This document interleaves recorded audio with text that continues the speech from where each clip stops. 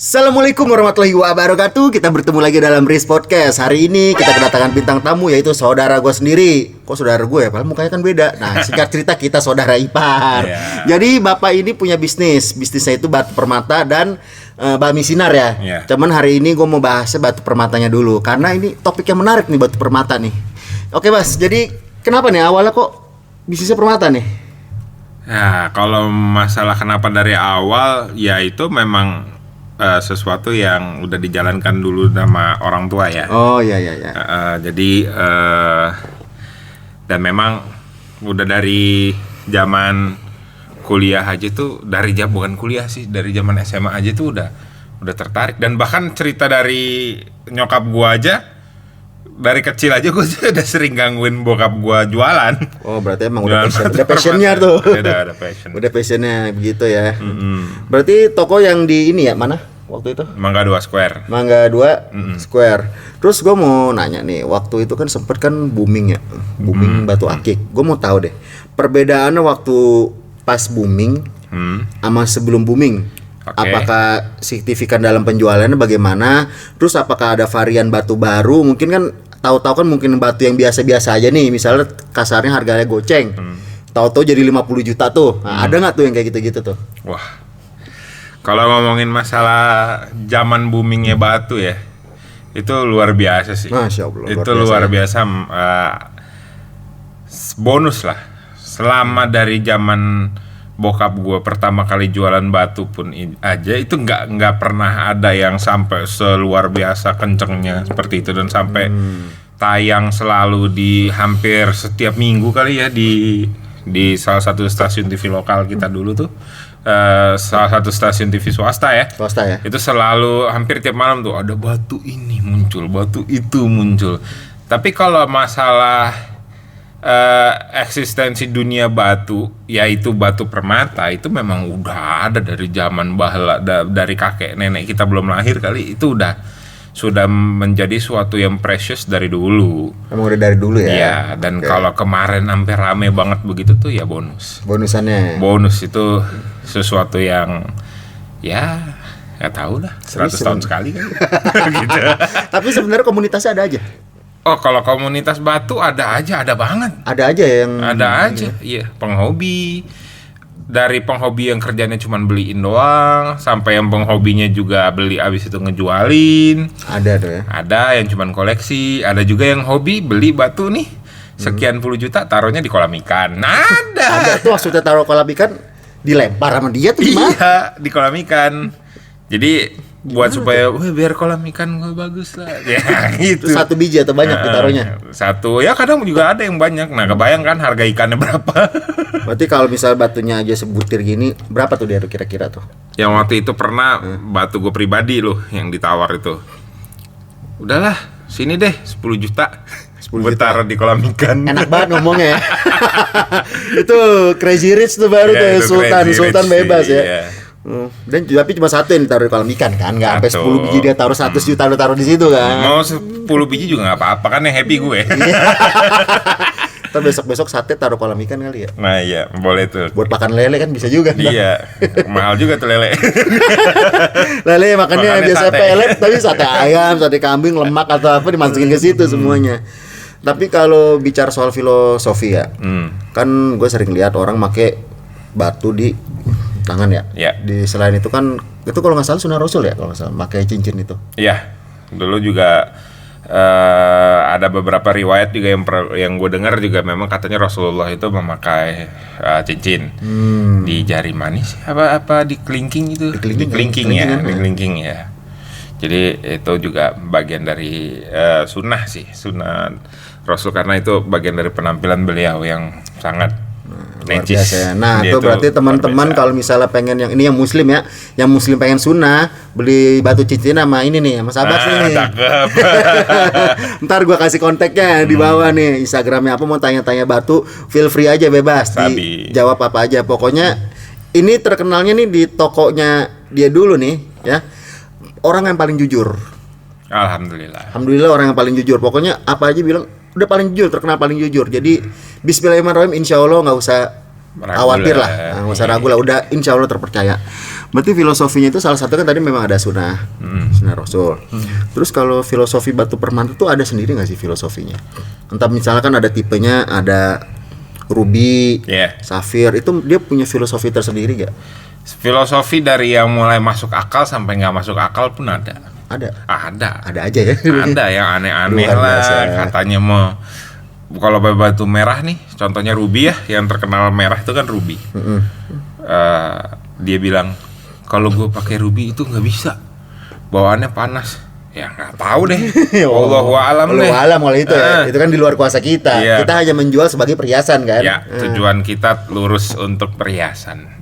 Itu aja. Jadi kalau mereka punya filosofinya mereka masing-masing, kita kalau mulai dari yang wajar silahkan, tapi kalau mulai yang tidak wajar ya kita itu terserah dia lah, dia mau gimana.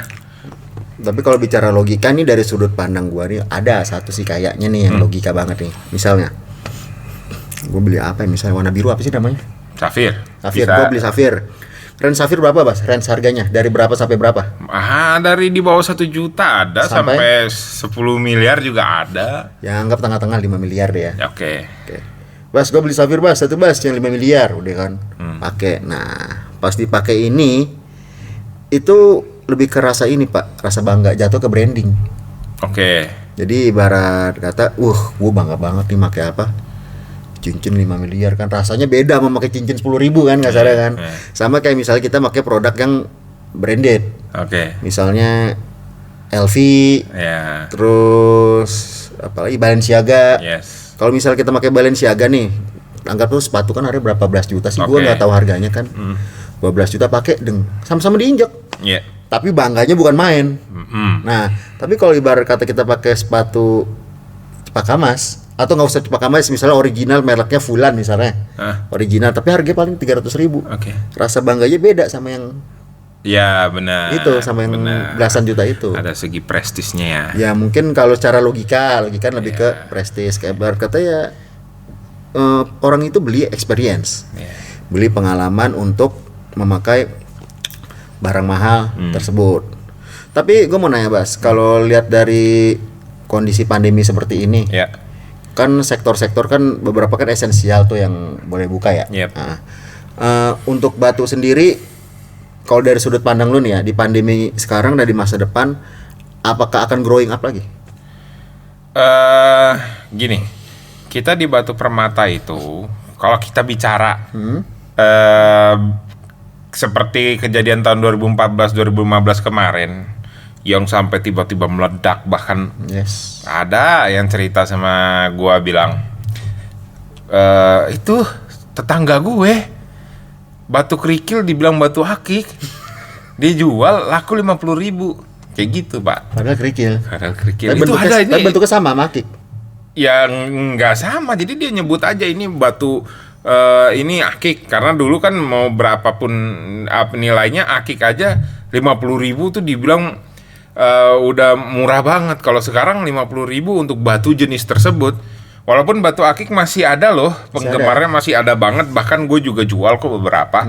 Memang batu akik Indonesia juga nggak bisa diremehin, sebenarnya bagus. Tapi mereka terlalu dulu membuat-buat harganya. Masalahnya tuh di situ. Jadi bayangin deh, lu beli sesuatu yang sebenarnya harganya tidak seperti itu. Tiba-tiba lo mau jual lagi, udah nggak bisa harganya karena ada yang jenisnya sama seperti itu.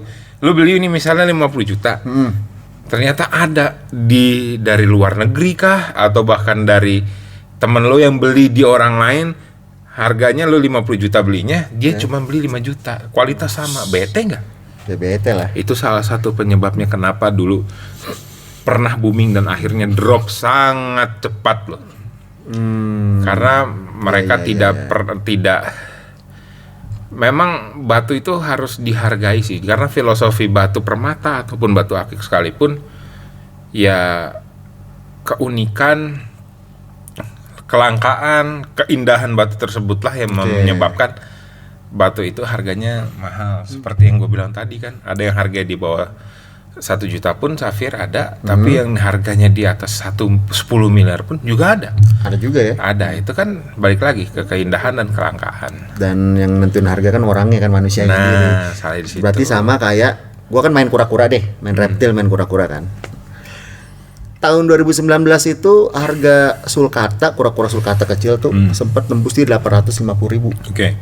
Tahun 2010 2011 yang segede gitu tuh bisa minimal 1,5 juta sampai 2,5 juta. Itu 2010 2011. Nah, sempat naik lagi tuh yang kecil itu ke hampir 2 juta tuh kalau nggak salah. Tahu nggak gara-gara apa?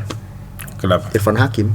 Oh, oke. Jadi orang ngelihat channelnya Irfan Hakim, pamor kura-kura itu langsung naik.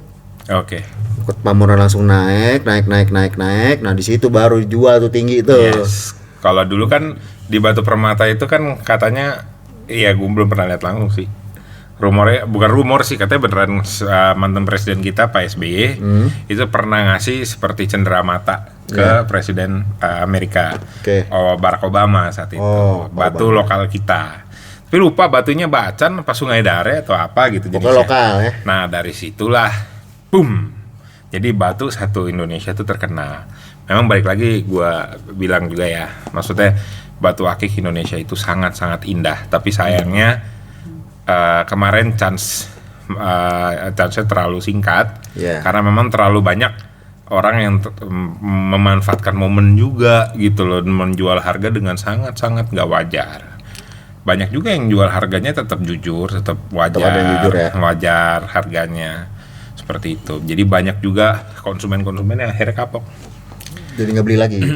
Tapi ini batu booming batu akik kemarin loh. Tapi kalau misalnya Batu Permata sih, ya stabil sih, bisa dikatakan stabil aja, karena walaupun pasti nggak ada yang nggak terdampak dengan pandemi ya. Pasti. Tapi maksudnya penghobi tetap ada aja sebenarnya, kayak gitu. Tapi gue baru tahu ternyata batu akik sama permata beda ya ternyata ya. Ada perbedaan memang. Ada perbedaan, tapi basicnya sama atau beda? Ya basicnya bisa dikatakan sama karena sama-sama dua-duanya dari alam. Sama-sama dari alam semua. Iya, dari alam. Ini menarik banget nih, banyak wawasan, banyak insight-insight baru yang gue dapet nih. Berarti kalau misalnya tadi kan gue bilang Irfan Hakim ya, naik kan. Berarti bisa nggak nutup kemungkinan kalau misalnya batu akik, batu permata main pakai cara endorse YouTube gak sih? Bisa banget. Gimana tuh? Bisa banget. Mungkin ya itu sangat bisa banget untuk dijajakin tuh. Iya, bisa itu. Dicoba caranya seperti itu, mungkin aja bisa ini sih. Coba aja Pak Jokowi suruh pakai, Pak tolong Pak pakai batu. Ingat gak sih kopi apa tuh yang diminum Pak Jokowi? Tuku. Kopi tuku. Mantap. Efeknya gimana? Efeknya jadi luar biasa ya. Selain kopinya juga enak ya. Ya. Tapi kalau batu kan udah jelas kualitasnya gimana. Benar. Mudah-mudahan podcast kita ditonton banyak. Oh, amin Pak. Ntar coba kali ya gue tag Instagramnya. Boleh. Oke Mas, thank you banget Mas kalau gitu Mas ya. Untuk hari ini insight-nya luar biasa banget, nambah wawasan banget. Jadi untuk teman-teman yang mau tahu informasinya nanti add aja Instagramnya Sabas di bawah, nanti gua mention di bawah. Terus kalau ada kata-kata yang salah mohon dimaafkan ya teman-teman ya. Wassalamualaikum warahmatullahi wabarakatuh. Waalaikumsalam.